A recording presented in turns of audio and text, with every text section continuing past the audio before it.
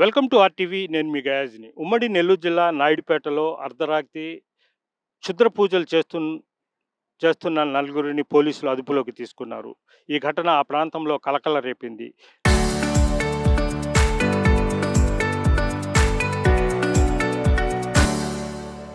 Naidupeta beedi colony సమీపంలో స్వర్ణాలముఖి నదిలో అర్ధరాత్రి క్షుద్ర పూజలు చేస్తున్నారని ఆ కాలనీ వాసులకు సమాచారం అందింది.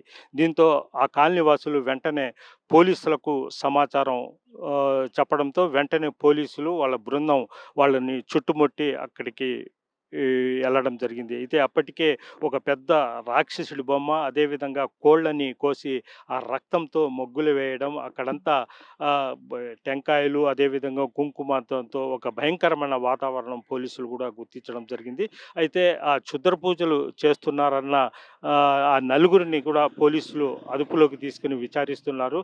అయితే అసలు ఎందుకు చేస్తున్నారు, ఏంటి అనేది కూడా పోలీసులైతే ఆరా తీస్తున్నారు. వీళ్ళలో ముగ్గురు తమిళనాడుకు చెందిన వ్యక్తులు కూడా ఉన్నట్లు గుర్తించడం జరిగింది. అయితే ఇటీవల కాలంలో నెల్లూరు జిల్లాలో అయితే ఈ కొంతమందికి అంటే ఇళ్లలో బాగా లేకుంటే అదేవిధంగా వివిధ కారణాలతో మేము క్షుద్ర పూజలు చేస్తామంటూ వాళ్ళ దగ్గర లక్షల రూపాయలు డబ్బులు తీసుకొని ఇలాంటి మోసాలకు కూడా పాల్పడుతున్నట్లు కూడా పోలీసులు చెప్తున్నారు. అయితే వీళ్ళు ఆ చెరువులో స్వర్ణాలముఖి నదిలో ఎందుకు ఈ క్షుద్ర పూజలు చేస్తున్నారు, ఇదంతా అర్ధరాత్రి ఎందుకు చేస్తున్నారని ఆ కోణంలో కూడా పోలీసులైతే విచారిస్తున్నారు.